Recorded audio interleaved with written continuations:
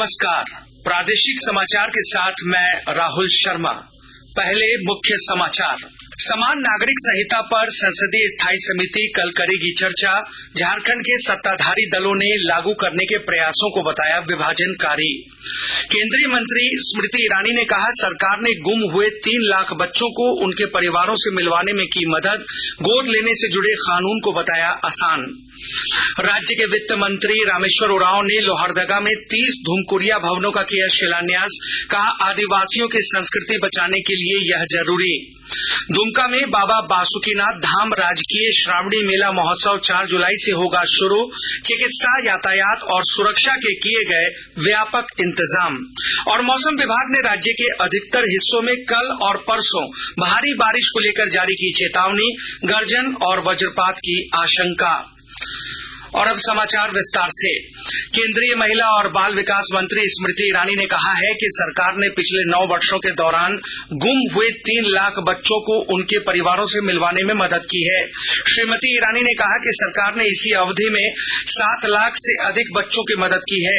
वे नई दिल्ली में आज बाल संरक्षण, सुरक्षा और कल्याण विषय पर आयोजित क्षेत्रीय संगोष्ठी को संबोधित कर रही थीं। उन्होंने कहा कि सरकार ने देश में बच्चों के विकास और संरक्षण सुनिश्चित करने के लिए कई प्रयास किए हैं।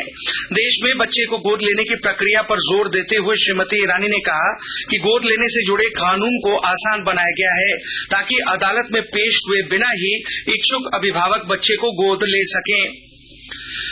संसद की कार्मिक लोक शिकायत विधि और न्याय संबंधी स्थायी समिति समान नागरिक संहिता के मुद्दे पर कल बैठक करेगी। समिति के अध्यक्ष और भारतीय जनता पार्टी के राज्यसभा सांसद सुशील मोदी ने बताया कि समिति इस मुद्दे पर संबंधित पक्षों के लिए विचार जानेगी।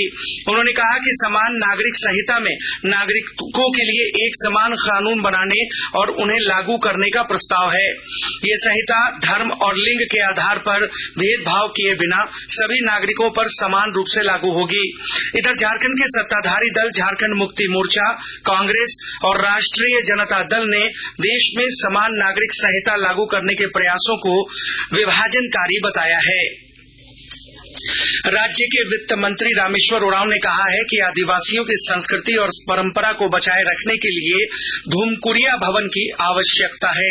इसी को ध्यान में रखते हुए राज्य सरकार द्वारा विभिन्न क्षेत्रों में धूमकुरिया भवन का निर्माण का कार्य किया जा रहा है।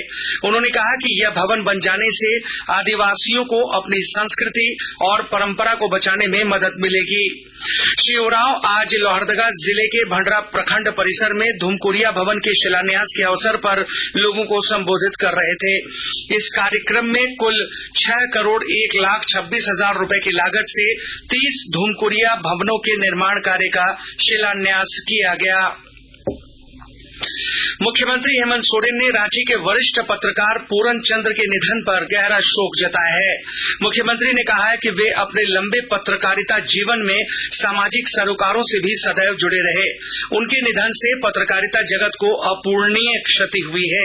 इधर मुख्यमंत्री के प्रेस सलाहकार अभिषेक प्रसाद ने भी वरिष्ठ पत्रकार पूरन चंद्र के निधन पर गहरी संवेदना जताई और कहा कि उनके निधन से पत्रकारिता जगत में जो खालीपन आया है उसकी भरपाई नहीं हो सकती।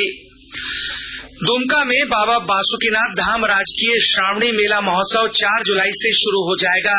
हमारे दुमका संवाददाता ने बताया है कि इस बार मंदिर के रंग रोगन और पूरे मेला क्षेत्र की साज सज्जा के साथ ही चिकित्सा, यातायात और सुरक्षा के व्यापक इंतजाम किए गए हैं। मुख्य मेला क्षेत्र में वाहनों का प्रवेश वर्जित रहेगा। देवघर और भागलपुर के रास्ते बासुकीनाथ आने वाले वाहनों के पड़ाव के लिए दोनों ही रूट पर अलग अलग स्थल चिन्हित किए गए हैं। जल संसाधन मंत्री मिथिलेश ठाकुर ने भी तैयारियों का जायजा लिया। उन्होंने कहा कि राज्य सरकार की कोशिश है कि किसी भी श्रद्धालु को मेले के दौरान कोई असुविधा न हो। पूरी तरह से रांची से लेकर और कमिश्नरी मुख्यालय दुमका से लेकर सभी जगह सभी अधिकारी, सभी विभागों के जितने भी जिम्मेदार पदाधिकारी अधिकारी हैं, सभी लोग सचेत हैं, सजग हैं और श्रावणी मेले में किसी तरह की कुछ परेशानी किसी भी श्रद्धालु को नहीं है। जिले के पुलिस अधीक्षक अंबर लकड़ा ने बताया कि पूरे मेला क्षेत्र पर सीसीटीवी कैमरे और ड्रोन से नजर रखी जाएगी। श्रावणी मेला को लेकर के श्रद्धालुओं को किसी प्रकार की कठिनाई न हो, इस संबंध में समीक्षा बैठक का आयोजन किया गया और सभी पहलुओं पर समीक्षा की गई। विशेष करके जो टेम्परेरी स्ट्रक्चर बन रहे हैं उनकी मजबूती, फायर सेफ्टी, विद्युत से संबंधित जो सुरक्षा के प्रबंध करने हैं उनके संबंध में, जो मंदिर में दर्शन की व्यवस्था होगी उसके संबंध में, और जो कॉम्प्लेक्स संस्कार मंडप तथा श्रीगंगा से जो बैरियर के माध्यम से श्रद्धालुओं को आना है, दर्शनिया घर से जो आना है उसके संबंध में जो व्यवस्था होगी, डेपुटेशन के जो पॉइंट्स हैं, इन सभी चीजों की विस्तार से समीक्षा की गई। स्थानीय पंडा समाज के प्रतिनिधियों से भी उसके संबंध में फीडबैक लिया गया, स्थानीय नागरिकों और उनके प्रतिनिधियों से भी फीडबैक लिया गया। दुमका जिले के उपायुक्त श्रावणी मेले के मद्देनजर पूरी तरह से आश्वस्त नजर आए। रविशंकर शुक्ल ने बताया कि मेले के दौरान सुरक्षा, सुविधा और सेवा के सभी पहलुओं की समीक्षा कर ली गई है।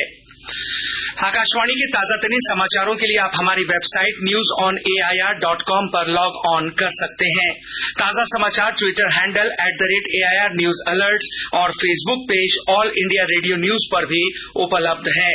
आप प्रादेशिक समाचार एकांश के ट्विटर हैंडल @AIR-News_Ranchi और फेसबुक, इंस्टाग्राम पेज तथा YouTube channel AIR news Ranchi पर भी हमारे बुलेटिन सुन सकते हैं। प्रादेशिक समाचार आप आकाशवाणी रांची से सुन रहे हैं।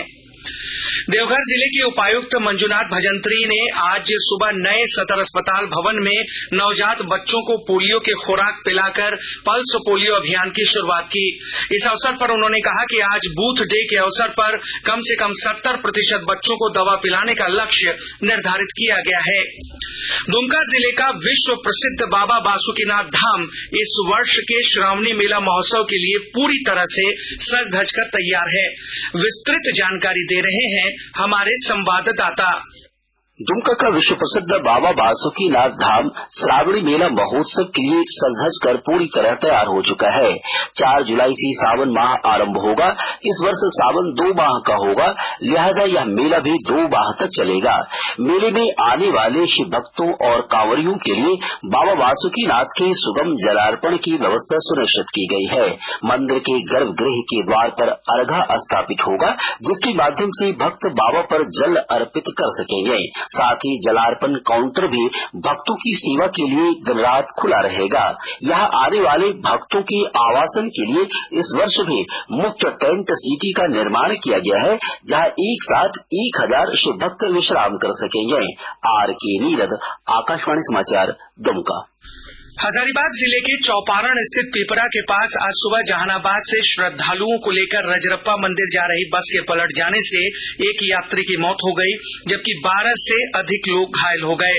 घायलों में 3 की हालत गंभीर है, जिन्हें नजदीकी अस्पताल में भर्ती कराया गया है। बस में 30 श्रद्धालु सवार थे। गढ़वा जिले के भौराहा जंगल से पुलिस ने PLFI संगठन के 2 उग्रवादियों को गिरफ्तार किया है। जिले के पुलिस अधीक्षक अंजनी झा ने बताया कि उग्रवादियों की निशानदेही पर 2 देसी राइफल, कट्टा, पिट्ठू बैग, नक्सली पर्चे और वर्दी समेत अन्य दैनिक उपयोग के सामान बरामद किए गए हैं। मौसम विभाग ने राज्य के अधिकतर हिस्सों में कल और परसों भारी बारिश को लेकर चेतावनी जारी की है। रांची स्थित मौसम विज्ञान केंद्र के अनुसार राज्य में कल कहीं कहीं बारिश के साथ गर्जन और वज्रपात होने की आशंका है। वहीं परसों गोड्डा, दुमका, पाकुड़ और साहिबगंज जिले में कहीं कहीं भारी बारिश हो सकती है।